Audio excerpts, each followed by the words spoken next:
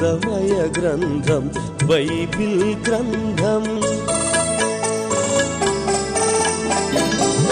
దైవ సేవకుల పరిచర్యలో ఎల్లవేళలా తోడైన గ్రంథం. పుడమి రాజ్యాలు పతనమైన తిరుగులేనిది బైబిల్ గ్రంథం. బైబిల్ సమయం, బైబిల్ సమయం, బైబిల్ సమయం, బైబిల్ సమయం. ఆరంభం ఆరంభం ఆరంభం ఆరంభం సువిశాల విశ్వ ఆరంభం. విశ్వమానవ జాతి ఆరంభం, విశ్వమానవ పతనారంభం. విశ్వాస జీవిత యుగారంభం, విశ్వాస వీరుల శుభారంభం. విశ్వాసకర్తగా దేవుని ప్రవచనారంభం, విశ్వమానవ పాప విమోచనారంభం. అదే ఆరంభాల గ్రంథం, ఆదికాండ గ్రంథం. రండి, కుటుంబ సమేతంగా వీక్షించండి.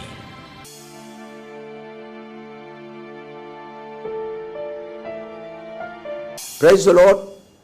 ఈరోజు కూడా మిమ్మల్ని పలుకరించే భాగ్యాన్ని ప్రభువారు నాకు ఇచ్చినందుకై ప్రభువారికి నేనెంతో రుణస్తుడను. మిమ్మల్ని బట్టి నేను ప్రభువారిని స్తుతిస్తున్నాను. ఎందుచేతనగా ప్రతి రాత్రి ఈ సమయానికి టీవీ దగ్గరికి వచ్చి వాక్యాన్ని వినడానికి ఇష్టపడుతున్నందుకై మీకు నా హృదయపూర్వక వందనాలు. అంతే మాత్రం కాకుండా చాలామంది నాతో చెబుతూ ఉంటారు, వారిని బట్టి ప్రభువారికి స్తోత్రాలు. ఏమని అంటే, అన్న ఒక నోట్ పుస్తకం తీసుకుని వాటిలో క్రమంగా రాసుకుంటున్నాము అని వారు చెబుతూ ఉంటారు. దాంతో పాటుగా వారు చెప్పేది నన్ను ఇంకా సంతోషపరుస్తుంది. ఏమిటనగా, మీరు రేడియోలో చెప్పేటప్పుడు కూడా క్రమంగా వ్రాసుకున్నాం, అప్పుడు వ్రాసుకున్నవి ఇంకా మా దగ్గర ఉన్నవి అని అంటూ ఉంటే వారికి ప్రభు పట్ల ఉన్న ప్రేమ, నా పట్ల ఉన్న అభిమానాన్ని బట్టి నేను ప్రభువారిని స్తుతిస్తున్నాను. అట్టి వారందరికీ నా రెండు చేతులు జోడించి వారికి వందనాలు చెల్లిస్తున్నాను. పాప, దేవుని వాక్యాన్ని క్రమంగా వింటున్నావా అమ్మా? అలా ఉన్నావేమిటమ్మా? వివాహం ఆలస్యం అవుతుందా? కొంతమంది యవ్వన ఆడబిడ్డలకు వివాహాలు ఆలస్యం అవుతూ ఉంటాయి. కారణం పేదరికం కావచ్చు, కారణం సరైన అబ్బాయి దొరక్క కావచ్చు. వివాహాలు ఆలస్యం అవుతూ ఉంటాయి. పాపలారా, వివాహం ఆలస్యమైనంత మాత్రం చేత దేవుడు నన్ను విడిచిపెట్టాడు అనుకునవద్దు. మీరు మీ తల్లి గర్భాల్లో పిండాకృతి కాకమునిపే మీ భాగస్వామిని మీ ప్రభు ఎరుగును. ఆయన నిర్ణీత సమయంలో మీకు తప్పనిసరిగా భాగస్వామిని మీ దగ్గరికి తీసుకుని వస్తాడు. కంగారు పడవద్దని నేను మనవి చేస్తున్నాను. నేను పేదరికంలో పుట్టాను అని మిమ్మల్ని మీరు నిందించుకోవద్దని నేను మనవి చేస్తున్నాను. ఎందుచేతనగా మా డాడీ కట్నాలు ఇవ్వలేడు, కానుకలు ఇవ్వలేడు, కాబట్టి వివాహం ఆలస్యం అవుతుంది అని అనుకుంటారు. కొంతమంది బిడ్డలు కూడా క్రైస్తవులు అవుతారు, క్రైస్తవేతరులు క్రైస్తవులు అవుతున్నారు. తద్వారా కూడా వివాహాలు ఆలస్యం అవడానికి అవకాశం ఉంది. నేను ప్రభువుని నమ్ముకున్న బిడ్డనే చేసుకుంటాను అని వారు వాక్యాన్ని బట్టి జీవించాలని ఆశపడుతున్నారు. మెట్టుకు ఏదేమైనా వివాహాలు ఆలస్యం అవుతున్నాయి అని నిస్పృహ నిరాశలకు లోను కావద్దు అని ఒక దైవ సేవకునిగా చెబుతూ ఉన్నాను. అమ్మా, గర్భిణీగా ఉన్నావా? ఆరోగ్యంగా ఉంది కదూ?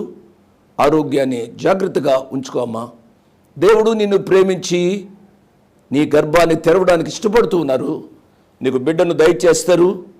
నీ హృదయంలో ఏ బిడ్డ కావాలని నీవు కోరుకుంటున్నావో, ప్రార్థన చేస్తున్నావో, అటు బిడ్డను ప్రభు నీకు దయచేయనుగాక మేము కూడా ప్రార్థిస్తాం. మీరు మాతో చెప్పినట్లయితే మీ ఆరోగ్యాలు జాగ్రత్తగా చూసుకోమని నేను మనవి చేస్తున్నాను. కొంతమంది యొక్క జీవితాలలో ఉద్యోగాలు రావడానికి ఆలస్యమవుతూ ఉండవచ్చు. నిరుత్సాహపడవద్దు. ప్రియా యవన బిడ్డలారా, అనేకములైన కాంపిటేటివ్ ఎగ్జామినేషన్స్ రాస్తున్నాను, ఏదీ రావడం లేదు అని నిరుత్సాహం చెందుతున్నారా? మీ కొరకు మేము ప్రార్థన చేస్తున్నాం. ప్రతిరోజు నిరుద్యోగులైన మా బిడ్డల కొరకు నేను ప్రార్థన చేస్తాను అనే విషయాన్ని జ్ఞాపకం చేస్తున్నాను. మా బిడ్డలు అని అంటే ఏదో మా కుటుంబ సభ్యులు అనుకోవద్దు, మీరందరూ నా బిడ్డలే. కాబట్టి మీ కొరకు నేను ప్రత్యేకంగా ప్రార్థన చేస్తున్నాను అనే విషయాన్ని మీరు మర్చిపోవద్దు. మీరు అప్పుల బాధలో కూరుకొని పోయి మీ ఇంటిలో శాంతి సమాధానం లేదా? అమ్మా, ఎందుకు చేత నీ పుట్టింటిలో ఉన్నావు? బాబు, నీ భార్యని వదిలిపెట్టి ఎందుకు ఒంటరిగా ఉన్నావు? మీరు వివాహం చేసుకున్నప్పుడు ఎంతో ప్రేమతో ప్రమాణాలు చేశారే, ఆ ప్రమాణాలు అంత త్వరితంగా మర్చిపోతారా? మీ భార్య భర్తల యొక్క దాంపత్య జీవితము సుఖ సంతోషంగా ఉండాలి అని నేను కోరుకుంటున్నాను. అది మిమ్మల్ని కన్న తల్లిదండ్రుల యొక్క ఉద్దేశం, దేవుని సేవకునిగా నా యొక్క ఉద్దేశం. మీ కొరకు అనేకులు ప్రార్థన చేస్తున్నారు. ఎన్ని బాధలు వచ్చినప్పటికీ కూడా సర్దుకుంటూ మీ వైవాహిక జీవితం లేక కుటుంబ జీవితాన్ని మీరు మామూలుగా జీవించాలి అని నేను మీకు మనవి చేస్తున్నాను. మంచిది. ఆదికాండాన్ని ధ్యానించే భాగ్యాన్ని ప్రభువారు మనకిచ్చారు. ఆదికాండంలో అనేక సత్యాలు ఉన్నాయి. ఆదికాండం మొదటి పుస్తకం, దీనిని అర్థం చేసుకోగలిగితే బైబిల్ అంతా మనకు అర్థమవుతుంది. కాబట్టి వచనం వెంబడి వచనాన్ని మనం ధ్యానం చేస్తూ ఉన్నాం. ఈ వచనం వెంబడి వచనాన్ని ధ్యానం చేస్తున్నప్పుడు ఏ వచన ధ్యానాన్ని కూడా మిస్ కాకుండా తప్పనిసరిగా వినడానికి మీరు ప్రయత్నం చేయాలి. ఒకవేళ అర్జెంటైన పనులు ఉన్నప్పటికీ కూడా కొంచెం వాయిదా వేసుకోగలిగితే వాయిదా వేసుకొని దానికంటే ముందుగా ఆ పనిని ముగించుకొని, లేక ఈ అర్ధగంట సేపు వాక్యాన్ని విని తరువాత పని చేసుకోవాలని ఆశపడితే పని చేసుకొని మెట్టుకు వాక్యాన్ని మిస్ కాకూడదు అనే విషయాన్ని నేను జ్ఞాపకం చేస్తున్నాను. జాగ్రత్తగా వింటూ ఉండాలి. ఈరోజు ధ్యాన భాగం ఆదికాండం 3వ అధ్యాయం 17వ వచనం ప్రారంభం. 17వ వచనాన్ని నేను చదవబోతున్నాను. దానికంటే ముందుగా మనం ప్రార్థన చేసుకుందాం. దయచేసి తలలు వంచండి, కళ్ళు మూసుకునండి, వీలుంటే చేతులు జోడించండి, ప్రార్థనలో పాల్గొనండి. కృపా సత్య సంపూర్ణుడైన మా ప్రియ పరలోకపు తండ్రి, వందనాలు స్తోత్రాలు నాయనా. నీ కుమారుడు మా రక్షకుడు యేసు ప్రభువారి యొక్క పవిత్రమైన నామమున మీ కృపాసనాన్ని సమీపించడానికి మీరు మాకిచ్చిన ఆధిక్యత కొరకై వందనాలు స్తోత్రాలు చెల్లిస్తున్నాం. మీ కృపా వాక్యాన్ని మా తెలుగు భాషలో మీరు మాకు అనుగ్రహించారు. వచనం వెంబడి వచనాన్ని ధ్యానం చేసుకోవడానికి మీరు మాకు సహాయపడ్డారు. మా వ్యక్తిగత కుటుంబ జీవితాలు మీ వాక్యానుసారంగా ఉండాలని మీరు మాకు నేర్పిస్తున్న పాఠాల కొరకై మిమ్మల్ని స్తుతిస్తున్నాం, ఆరాధిస్తున్నాం నాయన. ఆది మానవుల యొక్క జీవితంలో కలిగిన నష్టాన్ని గూర్చి మేము ఆలోచిస్తున్నాం. కారణం నాయన, ఆది దంపతుల యొక్క అవిధేయత నాయన ఈనాడు లోకానికి ఎంత నష్టాన్ని కలుగు చేసిందో మేము వింటూ ఉన్నప్పుడు వాక్య ప్రకారము మా వ్యక్తిగత కుటుంబ జీవితాలను సరి చేసుకోవడానికి సహాయపడమని అడుగుతున్నాం ప్రభువా. నాయన, ఎంతమంది టీవీ దగ్గరికి వచ్చి వాక్యాన్ని వింటున్నారో వారందరినీ నిండారుగా దీవించండి. అనారోగ్యంగా ఉంటే దయతో వారిని ముట్టి స్వస్థపరచండి. శారీరక, మానసిక, ఆధ్యాత్మిక అక్కరలు మీ కృపలోంచి తీర్చండి. తద్వారా మీరే ఘనత, మహిమ, ప్రభావాలు ఆరోపించుకునమని యేసు ప్రభు వారి పుణ్యనామమున స్తుతించి ఘనపరిచి వేడుకున్నాము తండ్రి, ఆమేన్. ప్రార్థనలో పాల్గొని మీ అందరికీ నా ప్రత్యేక వందనాలు. ఇక బైబిల్ తెరవండి.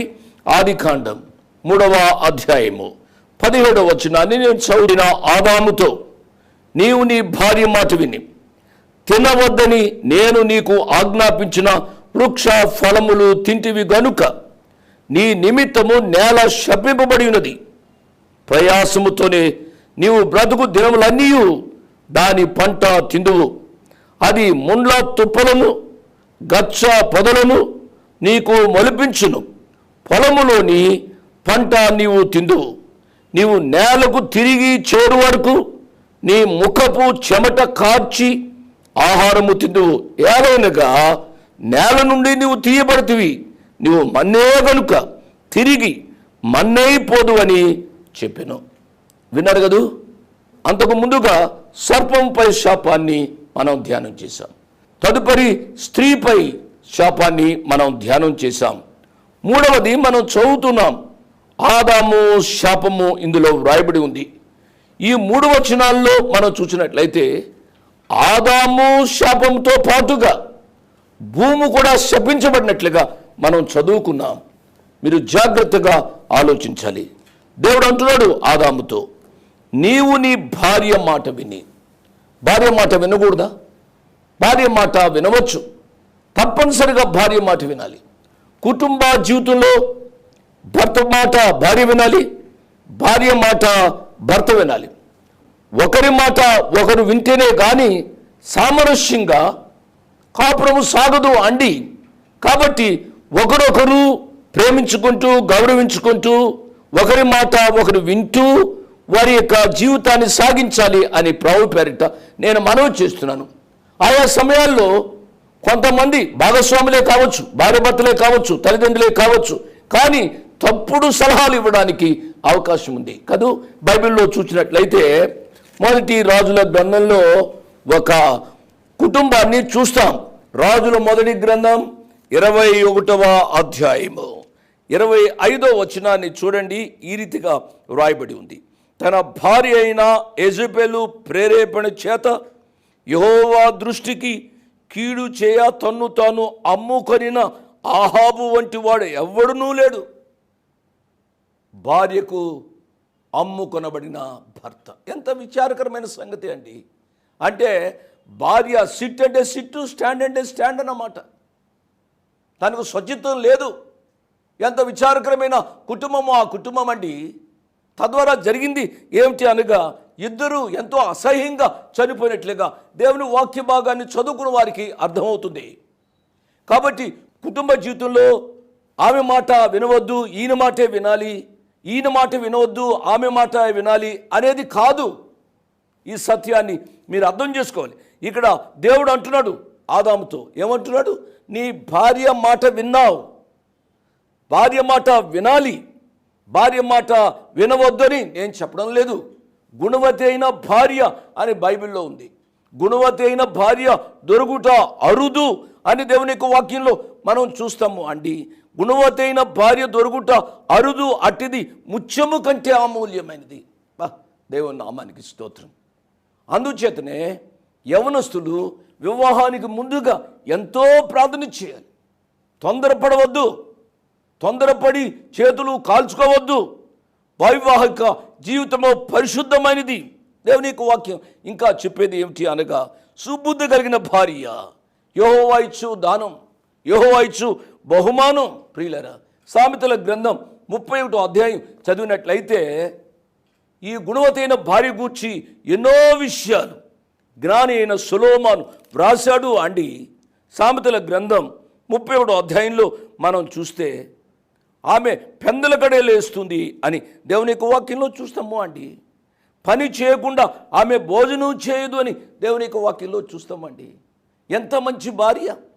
తన బిడ్డలను చూసుకుంటుంది, తన భర్తను చూసుకుంటుంది, తనతో పనిచేసేవారిని చూసుకుంటుంది, కుటుంబాన్ని ఎంతో చక్కగా నడుపుతూ ఉన్నట్లుగా మనం చూస్తాం. కొంతమంది స్త్రీలను మనం చూస్తూ ఉంటాము అండి. భర్తలు లేచి కాఫీ పెట్టి ఆమె దగ్గరికి తీసుకుని వెళ్తే అప్పుడు ఆమె లేస్తుంది. కొంతమంది నాతో చెబుతూ ఉంటారు. నేను సీనియర్ సేవకుడిని కాబట్టి అనేక మంది కొన్ని విషయాలు నాతో పంచుకుంటూ ఉంటారు. అమ్మా, నేను మిమ్మల్ని ఏమీ అనటం లేదు. మన యొక్క భారతీయ సాంప్రదాయ ప్రకారం ఇంటికి ఇల్లాలు దీపం. మీరు దీపంలా ఉండాలి, అంతేగాని చీకటిగా ఉండకూడదు. మీ భర్తల మీద ఏదో అధికారం చెలాయించినట్లుగా ఉండకూడదు. ప్రేమతో భర్తను గౌరవిస్తూ చెప్పుకోవాల్సినవి చెప్పుకోవాలి, మీరు పొందవలసినవి పొందాలి. ఒక మాట చెప్పనా, అప్పు చేసి పప్పు కూడు అన్న రీతిగా అప్పులు పాలు కావద్దు. దయచేసి నా మాట వినండి. ఆ రీతిగా మీ యొక్క సంసార జీవితాన్ని మీరు సాగించుకుంటే మీరు అనేకులకు దీవెనగా ఉంటారు. అమ్మా, మీలో కొద్దిమందికి ఈ మాటలు బాధగా ఉండవచ్చేమో నాకైతే తెలియదు, కానీ దేవుని యొక్క వాక్యం సెలవిస్తుంది. ఆదాముతో నీ భార్య మాట విన్నావు. భార్య మాట విన్నాడు. ఏమని విన్నాడు? ఏమని చెప్పింది ఆమె? ఈ పండు తినమంది. అరే, దేవుడు తినవద్దని చెప్పాడు కదూ అన్నట్టుగా అతడే కానీ ఆమెను ప్రశ్నించి ఉంటే ఇంత గొడవ వచ్చి ఉండేది కాదు అండి. భార్య మాట విన్నాడు, దేవుని మాట మర్చిపోయాడు. తద్వారా శాపాన్ని కొని తెచ్చాడు అండి.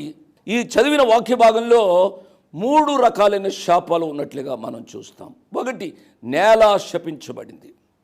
రెండవది, అతడు కష్టపడితేనే కానీ పొలము పండకుండా చెమటోడ్చవలసి వచ్చింది.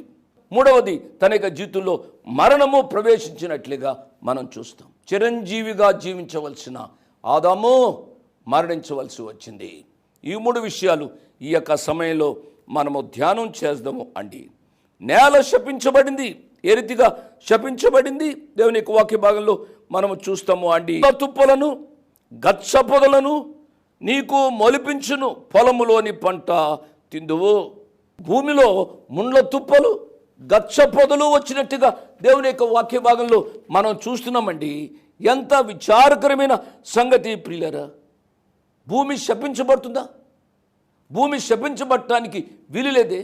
భూమి మీద దేవుడు ఆశీర్వదించబడాలి మానవుడు అనే ఉద్దేశంతో భూమిని సృజించాడు, మానవుని సృజించాడు అండి. భూమి శపించబడినట్లుగా దేవుని యొక్క వాక్యంలో మనం చూస్తూ ఉన్నాం. ఈ భూమి ఈ శాపాన్ని నుంచి మరలా తేరుకున్న వల్లని ఎదురు చూస్తూ ఉంది. చూడండి, రోమిలకు రాసిన పత్రిక 8వ అధ్యాయంలో చూసినట్లయితే ఈ రీతిగా వ్రాయబడి ఉంది. రోమిలకు రాసిన పత్రిక 8వ అధ్యాయము 19వ వచనం నుంచి నేను చదువుతున్నాను. దేవుని కుమారుల ప్రత్యక్షత కొరకు సృష్టి మిగుల ఆశతో తేరు చూచుచు కనిపెట్టుచున్నది. ఏలయనగా సృష్టి నాశనమునకు లోనైన దాస్యములో నుండి విడిపింపబడి దేవుని పిల్లలు పొందబోవు మహిమగల స్వాతంత్ర్యము పొందుదును అను నిరీక్షణ గలదై స్వేచ్ఛగా కాక దానిని లోబర్చిన వాని మూలముగా వ్యర్థపరచబడిను. సృష్టి యావత్తు ఇదివరకు ఏకగ్రీవముగా మూలుగుచ్చు ప్రసవేదన పడుచున్నదని ఎరుగుదుమో ప్రియులరు. దయచేసి సత్యాన్ని మీరు అర్థం చేసుకోవాలి. ఇది రెండవసారి. మొదటిసారి కూడా భూమి శపించబడినట్లుగా మనం ధ్యానం చేశాం. ఆది యందు దేవుడు భూమి ఆకాశములను సృజించెను. కానీ భూమి నిరాకారముగా శూన్యముగా అయిపోయింది. ఎందుచేత అయిందండి? ఎందుచేత అయింది అనగా ఆ ప్రధాన దూత లూసిఫర్ యొక్క గర్వము సర్వనాశనానికి కారణము అన్న రీతిగా దేవుడు ప్రేమించి భూమిని సృష్టిస్తే లూసిఫర్ యొక్క గర్వం భూమిని నాశనం చేసినట్లుగా మనం చూస్తాం. వాక్యం వింటున్న ప్రియ తమ్ముడు, ప్రియ చెల్లి, ఈ రాత్రి దీర్ఘంగా ఆలోచించాలి. నీ గర్వం నీ కుటుంబాన్ని నాశనం చేస్తుంది. నీ గర్వం నీ జీవితాన్ని నాశనం చేస్తుంది. నీ యొక్క జీవితం ఎందుకు నాశనం అవుతుందో నీకు అర్థమవుతుందా? నీకు కనబడని గర్వం, నీ అంతరంగంలో దాగి ఉన్న గర్వం. కొంతమంది ఇతరులకు చాలా మంచిగా ఉంటారు. నువ్వు చాలా మంచిగా ఉండవచ్చు, కనబడని హృదయాంతరంగంలో నీవు గర్విస్తున్నావేమో. పరిశుద్ధాత్మదేవుడు నిన్ను ప్రేమించి ఈ రాత్రి నీతో మాట్లాడుతున్నాడు. ఈ సత్యాన్ని గమనించాలి. రెండవ పర్యాయం కూడా భూమి శపించబడినట్లుగా మనం చూస్తాం. ముండ తుప్పలు గచ్చపొదలు. అంతకుముందు సృష్టిలో భూమిపై ఫలవృక్షాలు ఉన్నాయి అండి. ఎంతో చక్కగా పచ్చగా ఉండింది. మానవుడు మొట్టమొదటిగా చూచి ఎంతో సంతోషించి ఉండి ఉంటాడు. తదుపరి అవ్వ, ఈ భర్త ఆదాము ఇద్దరూ కలిసి ఆ సృష్టిని చూసి దేవుణ్ణి స్తుతిస్తూ ఎంతో సంతోషించి ఉండి ఉంటారు. ఇప్పుడు ముండ్ల తుప్పలను గచ్చ పొదలను వచ్చినట్లుగా మనం చూస్తాం. చాలా విచారకరమైన సంగతి. ఈ రాత్రి ఒక సత్యాన్ని జ్ఞాపకం చేస్తూ ఉన్నాను. నేలలో నుంచి ముండ్ల తుప్పలు వచ్చాయి, గచ్చ పొదలు మొలిచాయి. అదే రీతిగా మానవ హృదయ నేలపై లేక మానవ హృదయ పొలంలో కూడా ఇటువంటి స్థితి కనబడుతున్నట్లుగా గ్రహించాలి. యేసు ప్రభు వారు మాట్లాడుతూ ఒక సత్యాన్ని చెప్పారు అండి. మత్తయి సువార్త 13వ అధ్యాయము 19వ వచనం నుంచి ఉంది. చూడండి, చదువుతాను ఎందుకైనా మంచిది. ఎవడైనను రాజ్యమును గూర్చిన వాక్యము వినియు గ్రహింపకై ఉండగా దుష్టుడు వచ్చి వాని హృదయములో విత్తబడిన దానిని ఎత్తుకొని పోవును. జాగ్రత్తగా దేవుని యొక్క వాక్యాన్ని వినాలి. త్రోవ ప్రక్కను విత్తబడిన వాడు వీడే. చాలామంది వాక్యాన్ని వింటున్నారు. చాలామంది నాతో మాట్లాడుతూ ఉదయం నుంచి సాయంకాలం వరకు టీవీలో చెప్పబడే వాక్యాన్ని వింటున్నామండి అని చెప్తారు. ప్రయోజనం ఏ రీతిగా ఈ చెప్పే వాక్యం నీ హృదయం తరంగంలో విత్తబడుతుంది? ఇక్కడ చూసినట్లయితే దుష్టుడు వచ్చి వాని హృదయంలో విత్తబడిన దానిని ఎత్తుకొని పోవును. వింటున్నావు, ఒక చెవిలో వింటున్నావు, ఇంకొక చెవిని విడిచిపెట్టేస్తున్నావు. త్రోవ ప్రక్కన విత్తబడిన వాడు వీడే.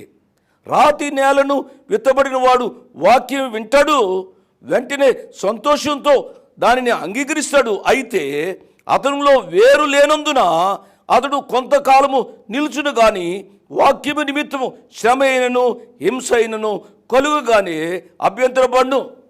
నేను దీనిని వివరించవలసిన పని లేదు. కొంచెం శ్రమ వచ్చిన వెంటనే, కొంచెం కష్టం వచ్చిన వెంటనే, కొంచెం నష్టం కలిగిన వెంటనే ఏమి యేసు ప్రభువులే అన్న రీతిగా ప్రభు వారిని విసర్జిస్తూ ఉన్నారు. దేవుని వాక్యాన్ని ఖాతరు చేయడంలే. ఈ రాత్రి నీతో ప్రభు మాట్లాడుతున్నారు. చాలా దీర్ఘంగా ఆలోచించు మరి ప్రభు పేరిట నేను జ్ఞాపకం చేస్తూ ఉన్నాను.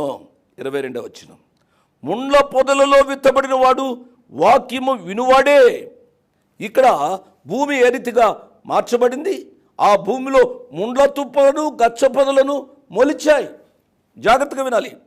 ముండ్ల పొదలలో విత్తబడిన వాడు వాక్యము వినువాడే కానీ ఐహిక విచారమును ధనమోసమును ఆ వాక్యమును అణిచివేయును గనుక వాడు నిష్ఫలుడవును. జాగ్రత్తగా వినాలని ప్రభు పేరిట నేను జ్ఞాపకం చేస్తున్నాను. మానవ హృదయం అనే పొలంలో కూడా దేవుని యొక్క వాక్యం విత్తబడినప్పుడు కష్టాలు నష్టాలు పేదరికం వచ్చినప్పుడు దేవుని వాక్యాన్ని తృణీకరిస్తున్నావేమో నీవు ఆలోచించాలని ప్రభు పేరిట నేను జ్ఞాపకం చేస్తున్నాను. నేల శపించబడింది. నేల శపించబడటానికి కారణం నీ యొక్క అవిధేయత. నీ కుటుంబం శాపంలో ఉంది, కారణం నీ అవిధేయత. భర్తగా, భార్యగా, బిడ్డలుగా ఈ రాత్రి ఆలోచించాలి. నా కుటుంబం ఈ స్థితిలో ఎందుకు ఉంది అని గ్రహించి మోకాళ్ళ మీదకి రమ్మని ప్రభు పేరిట నేను మనవి చేస్తున్నాను. బాబు, అమ్మ, దేవుడు నిన్ను ప్రేమించి ఈ రాత్రి నీతో మాట్లాడుతున్నాడు. ఈ మాటలు కొంచెం కఠినంగా ఉండవచ్చు. ఇవి కఠినమైన మాటలే అయినప్పటికీ కూడా దేవుడు నిన్ను ప్రేమించి మాట్లాడుతున్న మాటలుగా ఈ రాత్రి నువ్వు అర్థం చేసుకునే వాళ్ళని ప్రభు పేరిట నేను మనవి చేస్తున్నాను. ఈ మాటలలో 17వ వచనం నుంచి 19వ వచనం వరకు 3 సత్యాలు జ్ఞాపకం ఉన్నాయి. ఒకటి, నేల శపించబడింది. రెండవ సత్యాన్ని నేను జ్ఞాపకం చేస్తూ ఉన్నాను. ఏమని? ప్రయాసపడి చెమట కారిస్తేనే కానీ పొలము పంటను అనుభవించలేవు. ఏదైనా తోటలో ప్రతి మొక్కను మొలిపించి ఏమీ కష్టపడకుండా కేవలం అతను సేద్యపరిచి కాపలా కాయడానికి అన్న రీతిగానే దేవుడు మానవుని అక్కడ ఉంచాడు. ఏమీ కష్టపడవలసిన పని లేదు ప్రియులరా. అతివృష్టి లేదు, అనావృష్టి లేదు, చలి లేదు, వేడి లేదు, అబ్బా ఉక్కబోస్తుంది అనడానికి ఏమీ లేదు. ఇంత హాయిగా ఉన్న ప్రాణానికి ఎన్ని తిప్పలు వచ్చాయో మీరు ఆలోచించాలి. దీనికి కారణం మానవుని యొక్క అవిధేయత. ఆదాము ఆ రీతిగా ఆ తోటలో వెళ్తున్నాడు. సింహం అక్కడే ఉంది, ఏమీ చేయలేదు. సాధు జంతువుగా ఉంది. పులులు ఉన్నాయి, ఏనుగులు ఉన్నాయి, ఏమేమో ఉన్నాయి. అవి ఏమీ చేయలేదు అండి. ఎప్పుడైతే ఆది మానవులు అవిధేయతతో జీవించారో మృగాలు క్రూర మృగాలుగా తయారయ్యాయి. పురుగులు విషపురుగులుగా తయారయ్యాయి. సృష్టి యావత్తు అవిధేయతలో కూరుకొని పోయినట్లుగా మనం చూస్తాం. నా ప్రియులరా, ఈ రాత్రి నేను మనవి చేస్తున్నాను. దేవుని వాక్యం మాట్లాడుతుంది. మాట్లాడేవాడు దేవుడు. సజీవమైన వాక్యం, నిన్ను హెచ్చరించే వాక్యం. ఇది నా మాటలు కాదు, జోషి మాటలుగా తీసుకోవద్దు దయచేసి. నా మాటలలో ఏదైనా తేడా ఉంటే ఉండవచ్చు, కానీ జీవం కలిగిన దేవుని మాటలు దేవుని మాటలుగా తీసుకొని దేవుని మాటకు విధేయుడు అవడానికి, విధేయురాలు కావడానికి ఈ రాత్రి నీవు తీర్మానం చేసుకున్న వాళ్ళని ప్రభు పేరిట నేను మనవి చేస్తున్నాను. మీరు గమనించారు కదా, మరొకసారి చెప్తున్నాను, బత్తలుగా చేయబడిన నా ప్రియ బిడ్డలు మీ భార్యల మాట వినాలి. నేను కాదనటంలే. భార్యల మాట వినడం ద్వారా ఒక్కొక్కసారి నష్టం వస్తుంది. ఈ సత్యాన్ని మీరు గమనించండి. అంతే, భర్తల మాట వినడం ద్వారా కూడా నష్టం వస్తుంది. మనం ఈ సత్యాలు ఆకలింపజేసుకోవాలి. తద్వారా మన కుటుంబ వ్యవస్థ బాగుంటుంది అనే విషయాన్ని నేను జ్ఞాపకం చేస్తున్నాను. అండి, ఆదాము అవ్వ మాట విన్నాడు, నష్టపోయాడు. అబ్రహాము శారా మాట విన్నాడు, నష్టపోయాడు. యోబు భార్య మాట వినలే, కాబట్టి క్షేమంగా ఉన్నట్లుగా బైబిల్లో చూస్తాం. ఈ స్థితిని మీరు గమనించి దేవుని వాక్యానికి విధేయులై ఎక్కడ వినాలో ఎక్కడ వినకూడదో నిర్ణయించుకుని మీరు దీవించబడాలని నేను కోరుకుంటూ, అట్టి కృపా తీర్మానం వాక్యం విన్న ప్రతి బిడ్డకు ఆ పరిశుద్ధాత్మ దేవుడు అనుగ్రహించునుగాక. ఆమేన్.